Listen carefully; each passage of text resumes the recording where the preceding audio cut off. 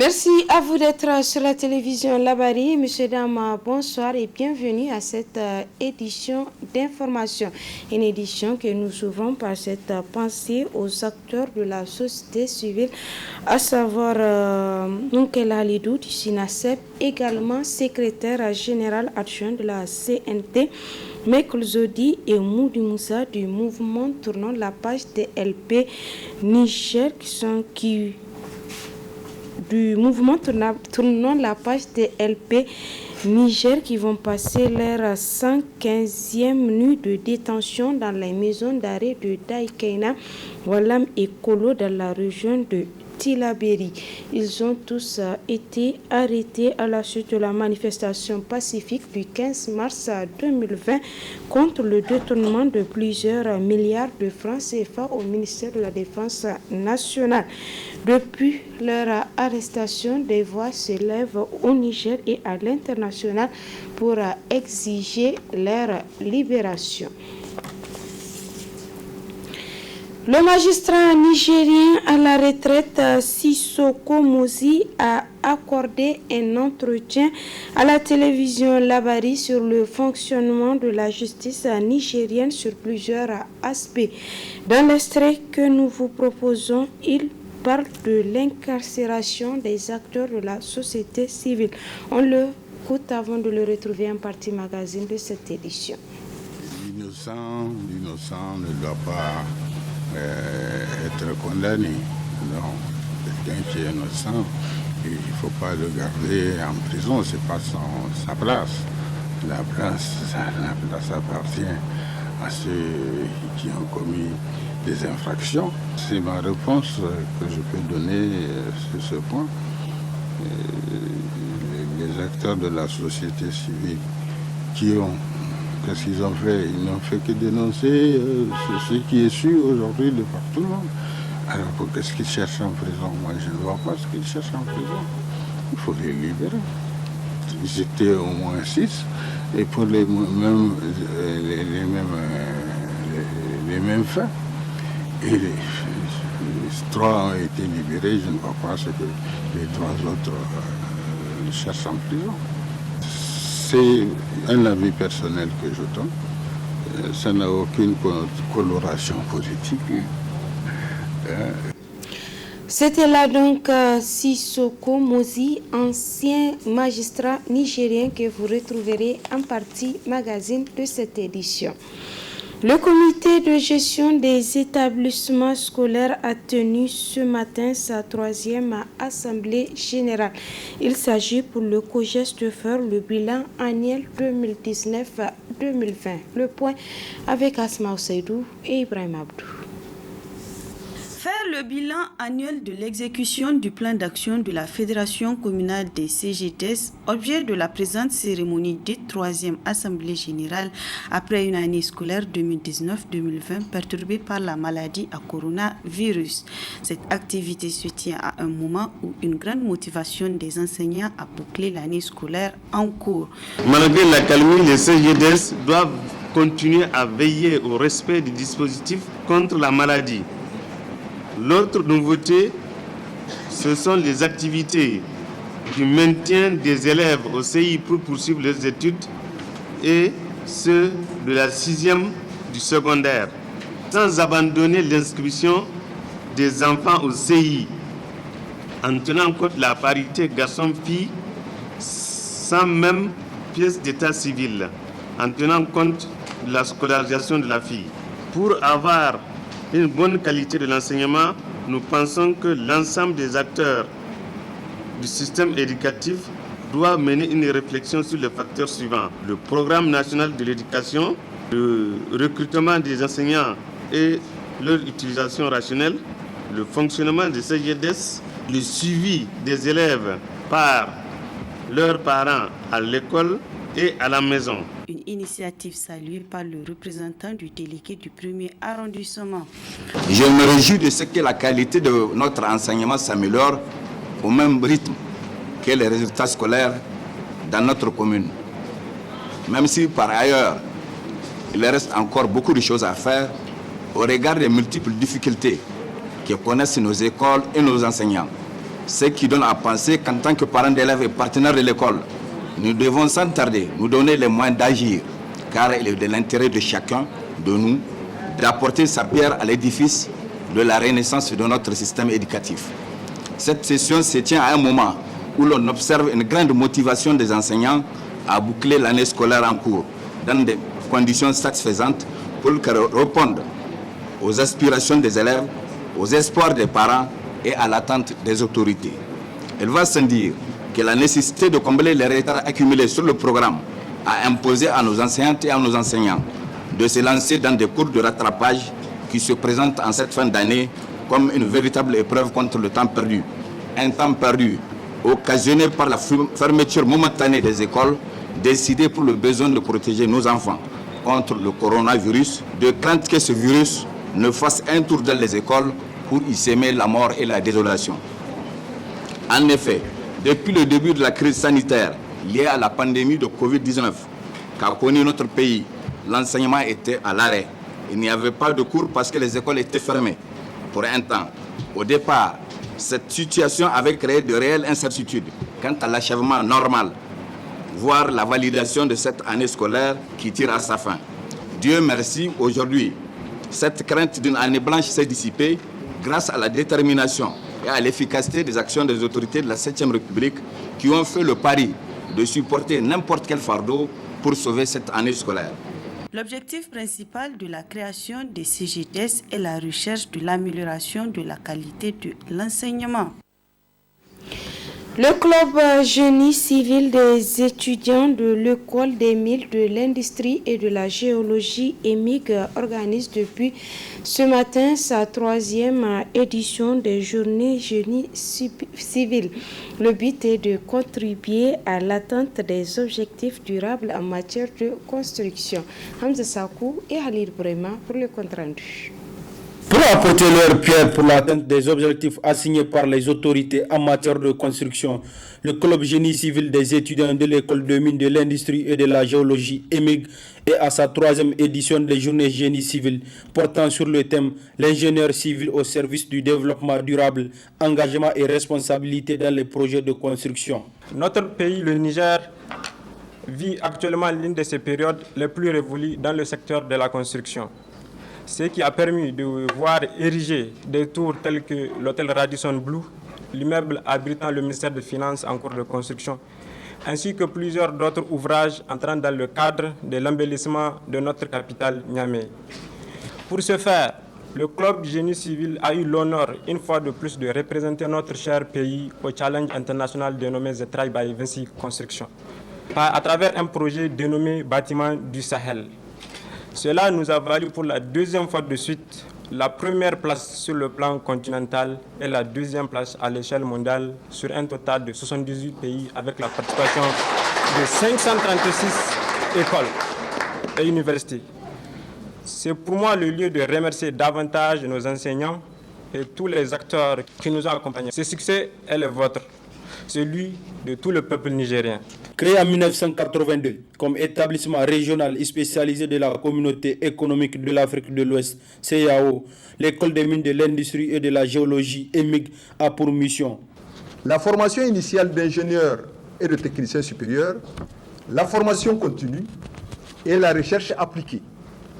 À ces missions vient s'ajouter aujourd'hui la formation BTS dans les 6 spécialités suivantes. Maintenance industrielle, conception des produits industriels, électrotechnique, énergie renouvelable, photovoltaïque, génie civil et logistique. Ces formations ont déjà commencé avec les options électrotechnique et génie civil bâtiment. Et très bientôt suivront les formations à licence, master et doctorat dans la thématique environnement minier, EMIG ayant été sélectionné comme centre émergent dans le cadre du projet Centre d'excellence en Afrique, CEA Impact de la Banque mondiale. Notons qu'après une visite, les réalisations faites par les étudiants, le président de la délégation spéciale de Niamey, parrain de cette activité, n'a pas manqué de prodiguer des sages conseils à l'endroit des étudiants. Comme annoncé, place à présent à l'entretien que nous a accordé le magistrat à la retraite Sissoko Mozi. Le fonctionnement de la justice, l'affaire des bébés importés, l'affaire du ministère de la Défense nationale, la carrière des magistrats, les décisions de la Cour constitutionnelle sont entre autres sujets développés par notre invité. Très bonne réception et au revoir.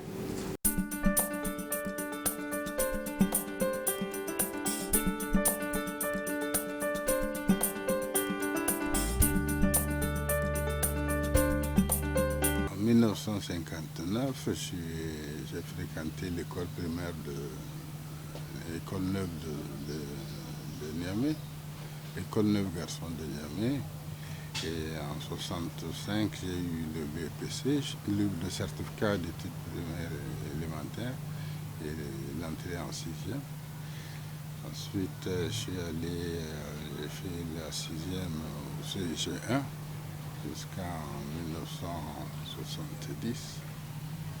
Et de 70 à 73, j'ai fait le collège Issa-Beri.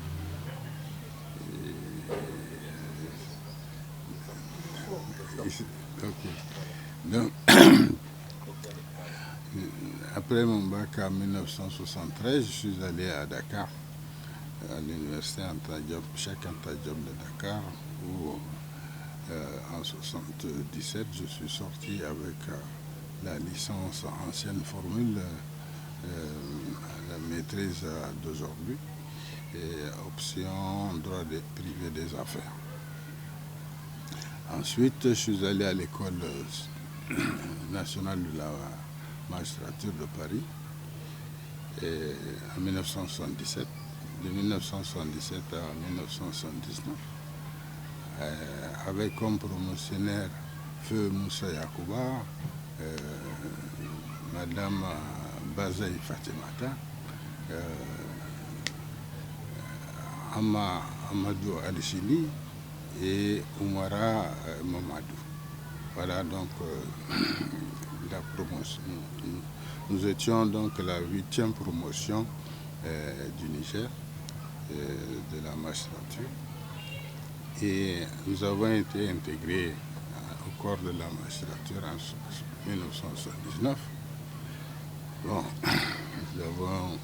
j'ai occupé beaucoup de postes.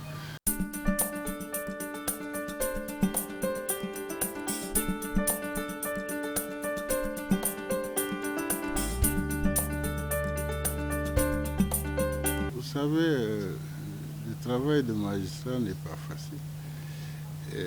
Le magistrat, quoi qu'il en soit, il doit rester indépendant. Cette indépendance-là, c'est vrai, le magistrat bénéficie de pas mal de garanties dans l'exercice de ses fonctions, n'est-ce pas? Il y a l'inamovibilité, il y a... en tout cas,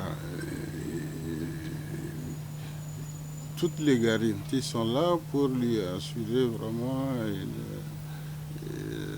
une bonne, lui permettre de faire son travail normalement. Mais on a beau mettre les textes, tous les textes du monde à la disposition du magistrat, s'il ne veut pas être indépendant, il ne le sera pas. C'est une question de personnalité, hein, de caractère. Et voilà, il faut. Et on a juré à prêter serment pour rendre la justice au nom du peuple. Il faut la rendre au nom du peuple, voilà. Et non pour le compte d'un parti politique ou quel qu'il soit d'ailleurs. Alors, c'est ça le rôle d'un magistrat. Le magistrat, il doit être jaloux de son indépendance, faire travailler en toute loyauté et sincérité et faire en sorte qu'en tout moment et en toutes circonstances, que la vérité soit sue par l'opinion publique nationale et puis internationale. Voilà. C'est pas difficile.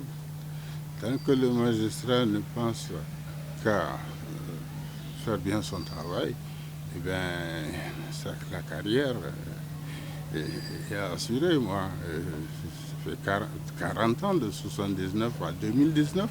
Ça fait 40 ans exactement dans la magistrature. Je n'avais comme credo que mon travail et mon indépendance, j'étais jaloux de ça.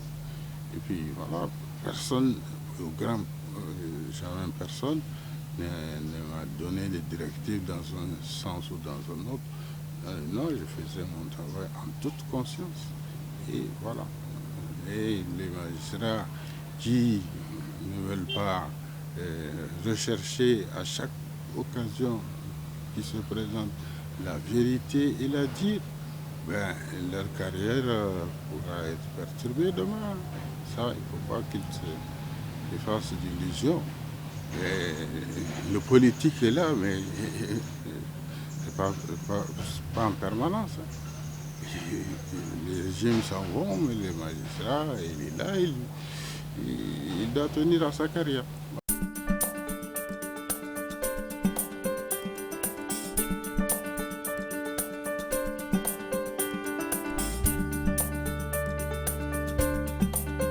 Le crédit que la justice nigérienne doit rechercher, c'est que cela, à chaque fois que de besoin, travailler pour rechercher coûte que coûte la vérité. Et moi, il y a un credo que j'ai toujours observé. L'innocent ne doit pas être condamné. Non, quelqu'un qui est innocent, il ne faut pas le garder en prison, ce n'est pas sa place. La place appartient à ceux qui ont commis des infractions. C'est ma réponse que je peux donner sur ce point. Les acteurs de la société civile qu'est-ce qu'ils ont fait? Ils n'ont fait que dénoncer ce qui est su aujourd'hui de par tout le monde. Alors qu'est-ce qu'ils cherchent en prison? Moi, je ne vois pas ce qu'ils cherchent en prison. Il faut les libérer. Ils étaient au moins 6, et pour les mêmes fins. Et les 3 ont été libérés, je ne vois pas ce que les 3 autres cherchent en prison. C'est un avis personnel que je donne. Ça n'a aucune coloration politique.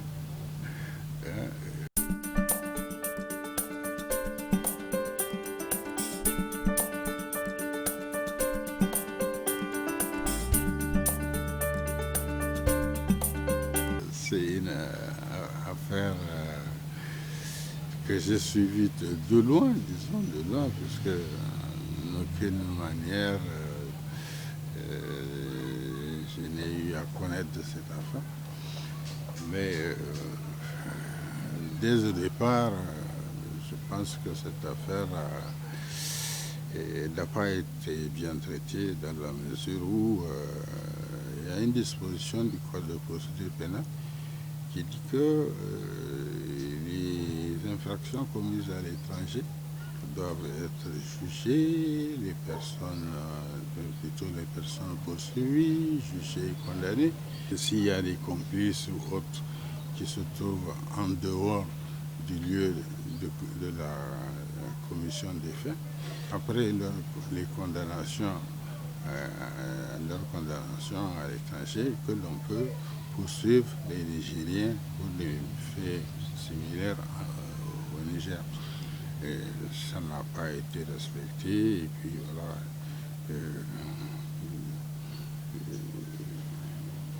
À ma connaissance également, le prévenu Oman n'a pas été entendu par un juge. On ne peut pas condamner quand même quelqu'un sans l'avoir entendu au moins. Bon, il y a plein de petites erreurs. Le premier juge, quand il s'est déclaré incompétent, il aurait dû, à mon avis,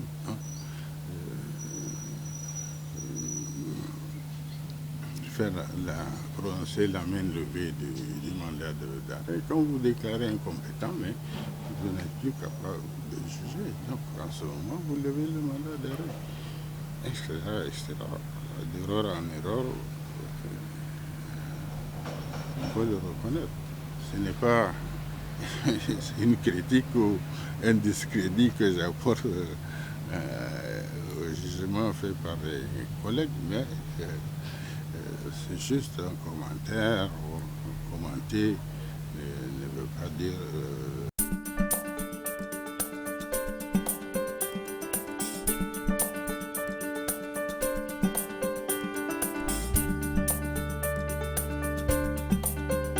Vous savez, la confiance que le peuple doit avoir envers sa justice dépend du comportement des juges. Si les juges ne tiennent pas à leur indépendance et font ce que leur disent de faire l'exécutif, c'est le principe même de la séparation des pouvoirs qui n'est pas respecté. Les juges doivent tout faire, à mon avis, pour que aucun pouvoir ne puisse empiéter sur un autre pouvoir. L'exécutif, le législatif et le judiciaire, aucun pouvoir ne doit empiéter sur l'autre. Pour le bon fonctionnement, en tous les cas, de la démocratie et de l'état de droit que nous sommes proposés d'instaurer dans ce pays.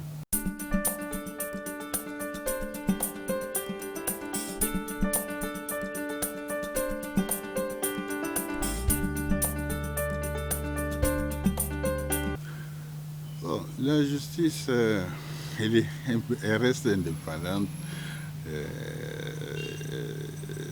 Mais des réformes sont nécessaires. Les juges du siège sont indépendants, c'est vrai, ils sont indépendants.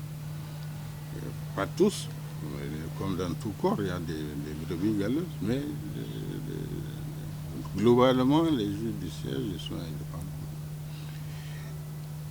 Les réformes doivent surtout porter sur les juges du parquet. Le parquet étant hiérarchisé, etc. C'est à ça qu'il faut mettre fin, pour que les procureurs eux-mêmes soient indépendants vis-à-vis de l'exécutif, de leur chef hiérarchique, etc. Ce n'est que lorsque les procureurs, les juges debout, comme on les appelle, seront eux-mêmes indépendants que la justice sera véritablement un pouvoir indépendant. Certaines réformes sont absolument nécessaires dans ce domaine. C'est comme dans l'armée, hein, la magistrature. Nous avons des grades, etc., etc. Et moi, je suis allé à la retraite tout en étant le magistrat le plus ancien, dans le grade le plus élevé. Nous avons des grades et la hiérarchie, on doit donner le pouvoir à la hiérarchie pour noter les magistrats, plutôt que ce soit des gens externes qui le fassent. Voilà. Ainsi, les magistrats du parquet aussi seront désormais que pour progresser, pour avancer, et seulement le mérite sera requis et puis la compétence.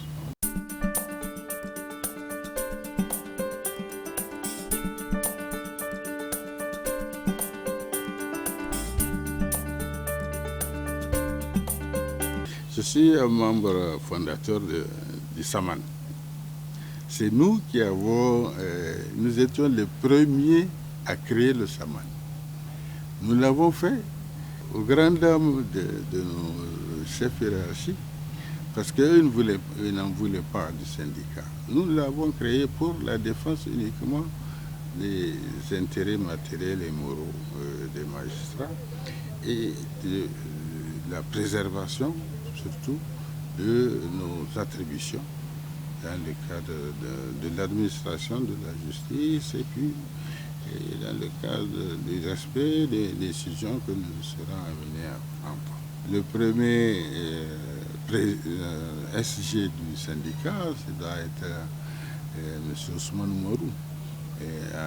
C'est lui qui a représenté à ce titre le syndicat à la conférence nationale souveraine, où j'étais moi délégué au titre de l'administration de la justice. Voilà, le syndicat doit intervenir dans toutes les affaires qui concernent la justice, son évolution et tout ce qui s'ensuit. Uniquement dans la défense des intérêts du corps. C'est pour ça que nous l'avons créé avec les feux Lamine Tembo, feu Ousmane Dirarou et consorts. Nous avons quand même atteint notre but. La relève est assurée.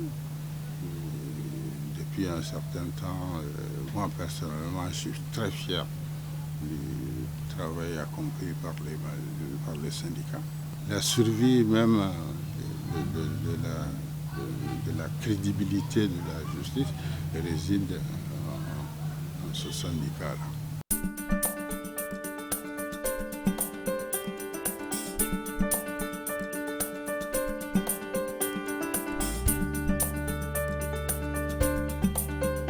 Tout est une question de volonté. Et je vous disais tout à l'heure que j'ai fui juge d'instruction à la Cour spéciale.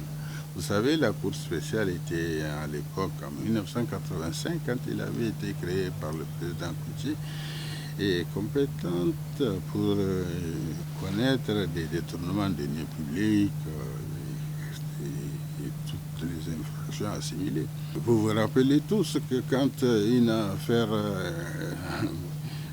avant même qu'on apprenne, qu'on découvre cette affaire, Kounché en avait fait son affaire personnelle. Il convoquait les conférences de cadres pour informer la population. Mais déjà, les auteurs étaient déjà sous le verrou, ne vous en faites pas. Oui. Et c'est là qu'il annonçait les mesures à prendre. La procédure allait tellement vite que nous-mêmes, juges d'instruction, on était surpris de voir le dossier nous parvenir aussitôt quelques jours. Aujourd'hui, ça traîne, je ne sais pas pourquoi. C'est triste cette affaire, c'est vraiment triste. J'ai des gens qui ont commis des actes aussi graves et qui sont laissés en liberté. La procédure, après l'enquête des inspecteurs de la gendarmerie et de la gendarmerie, n'est-ce pas? Il fallait que le procureur de la République maintenant enclenche l'enquête préliminaire. Ce qu'il a fait, il a envoyé à la PJ. Mais les montants retenus, les 76 milliards, là, c'était ça qu'il fallait arrêter.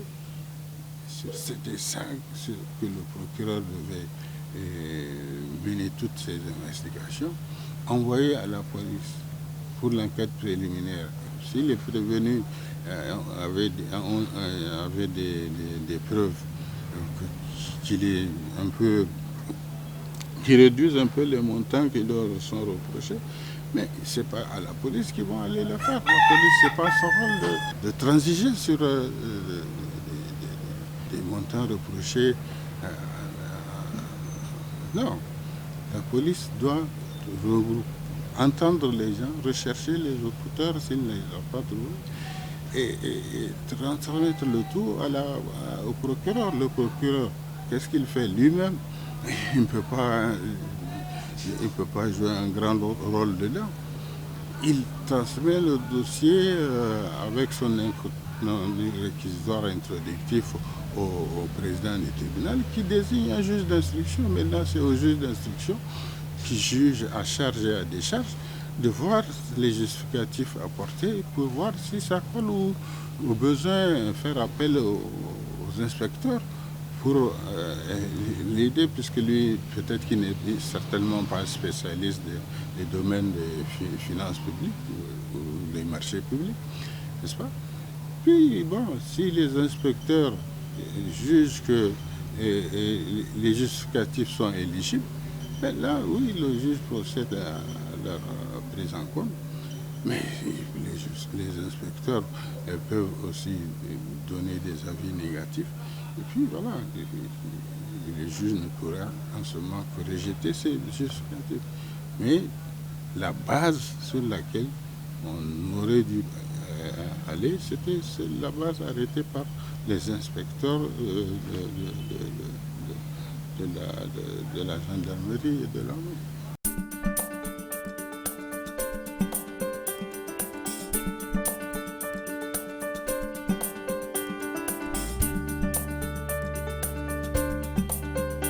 Le détournement des deniers publics, même s'il n'a pas été retenu au départ par le procureur, parce que c'est le procureur qui poursuit. Une fois que le juge d'instruction, lui, il mène son information à bout, dans le but uniquement de rechercher la vérité, et qu'il se rend compte qu'effectivement, que d'autres éléments ont joué pour que les détournements se fassent, n'est-ce pas? Par exemple, les surfacturations, etc., etc. Bon, ces surfacturations-là, c'est eux qui ont permis aux gens là, de détourner les données publiques. Les juges peuvent disqualifier et requalifier les qualifications, les premières qualifications apportées par le juge et le procureur de la République. Ils peuvent disqualifier et requalifier maintenant en détournement de deniers publics. Ça fait partie des attributions du juge. Et si le procureur n'est pas d'accord, il fait appel de l'ordonnance. Mais en ce moment, c'est à la chambre d'accusation de trancher. Et le juge d'instruction est toujours maître de son instruction et le dernier mot lui appartient. Même si je me rappelle, dans l'affaire Meba, il se trouvait que j'étais procureur général à la Cour constitutionnelle, à la Cour suprême. L'affaire Meba, quand ça a éclaté, après la mise en accusation des deux ministres, sous la bannière de la prévention de rupture d'égalité, la première infraction est retenue par le procureur en ce moment, rupture de la liberté de ceci, cela. Ces deux ministres ont été, dès le vote de la mise en accusation, moi j'ai fait pris mes réquisitions le lendemain et j'ai saisi la Haute Cour de justice, plus précisément la commission d'instruction, qui les a mis sous mandat de dépôt. Voilà. Et la procédure est partie de là. Même avec ces qualifications retenues, les auteurs complices peuvent toujours être poursuivis.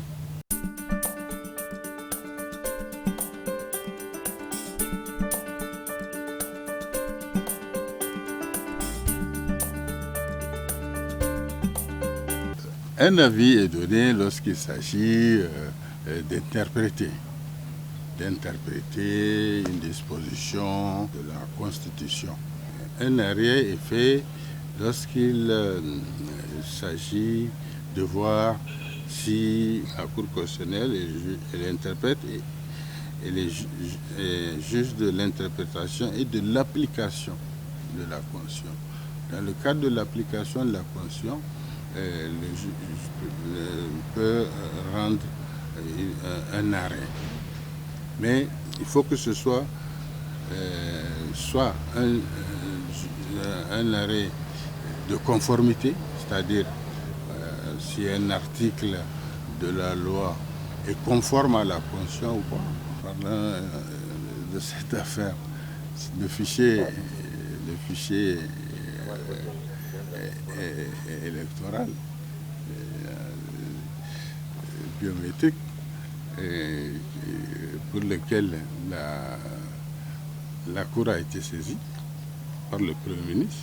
La Cour a dit que l'enrôlement des Nigériens de la diaspora pour le moment n'est pas possible du fait de la Covid-19 qui constitue une force majeure. Bon, la force majeure, comme la Cour l'a caractérisée, est définie. Elle est composée de 3 éléments, mais si vous lisez bien l'arrêt dit la réunion de 3 conditions. 3. Et l'imprévisibilité, il faut que l'événement recouvre les caractères de l'imprévisibilité, de l'irrésistibilité et de l'extériorité. Voilà. Et ces conditions-là doivent être cumulatives, c'est-à-dire simultanées. Voilà. Lorsque ces conditions sont réunies, on peut parler de force majeure. C'est-à-dire que le débiteur, ou maintenant la CENI, plus précisément la CENI, est exonéré de sa mission de procéder à l'enrôlement des Nigériens à l'extérieur. Mais c'est provisoire. La Cour a bien dit, si vous lisez, que c'est provisoire. Ça, c'est pas permanent. J'ai entendu le président de la CENI dire que dès que les conditions nous le permettront, nous allons procéder à l'enrôlement. Non, c'est pas ça. C'est pas ça. C'est pas ce que dit l'arrêt. L'arrêt, parlant de force majeure, a parlé de réunion de ces 3 conditions. Si l'une de ces conditions manque, il n'y a plus de force majeure. Et en ce moment, la CENI est obligée de faire face à ces missions. Voilà. J'ai vu dans l'arrêt également que la Commission demande à ce que la Cour lui donne acte de son engagement à faire l'enrôlement après. Non. La Cour lui a dit, non, moi je n'ai pas d'acte à vous donner. Je n'ai pas d'acte à vous donner. Faites face à... Dès qu'une des conditions disparaît, par exemple, lorsque les frontières seront ouvertes, par exemple les frontières de l'UEMOA, de la CEDEAO, la CENI doit se dépêcher pour faire ces enrôlements. Elle est obligée de le faire, puisque la circonscription électorale comprend les régions et leur diaspora. Elle est obligée de le faire. Maintenant, la Cour a décidé que le fichier est valide même sans cet enrôlement. C'est tout à fait d'accord. Je suis tout à fait d'accord. Mais ce n'est que provisoire. Faire ça sous forme d'arrêt, et lorsque une des conditions, par exemple, la fermeture des frontières disparaîtra, en ce moment, il n'y a plus de force majeure. Et bien en ce moment, comme c'est sous la forme d'un arrêt, la CENI peut se retrouver est susceptible d'être sanctionnée pour avoir pas obtempéré à un arrêt rendu par la Cour. Ah oui, c'est le revers de la médaille de faire un arrêt. Oui, mais voilà. Maintenant, dès que les conditions vont disparaître une seule condition va disparaître et qu'on ne parlera plus de force majeure, la CENI sera obligée de faire face à ses obligations, à ses missions. Le cas échéant, elle s'exposera à des sanctions. Refus d'exécuter un arrêt de la Cour constitutionnelle. Voilà.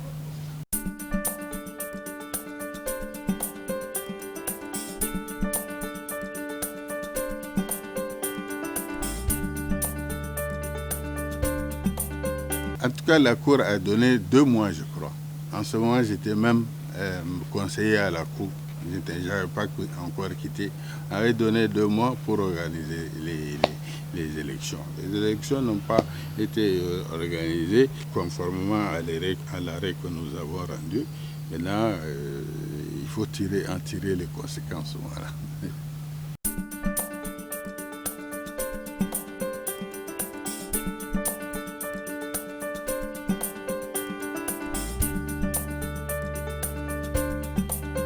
Les jeunes magistrats nigériens, ils doivent surtout penser à leur carrière. Il ne faut pas que pour réussir sa carrière comme magistrat, en se réfugiant derrière les partis politiques ou devant X ou Y, et essayer de casser leur carrière, ce n'est pas la peine. Les hommes passent, mais la profession reste. Les hommes politiques, je parle, passent, mais la profession reste. Et les jeunes, vous êtes là, la carrière, elle est longue. Hein. Les magistrats vont à la retraite à l'âge de 65 ans. Il faut penser à tout ça, parce que un magistrat qui se réfugie derrière les gens de l'exécutif ou ceci et cela, et si le régime change demain, qu'est-ce qu'il va faire? Non, il fait honnêtement son travail pour lequel il a prêté serment d'être serviteur du peuple et de rendre la justice au nom du peuple. Seulement ça suffit. Et veiller à son indépendance. Ne pas céder aux pressions, quelles que soient d'où elles viennent. Et faire fi de tout ça et travailler sincèrement, loyalement. Voilà.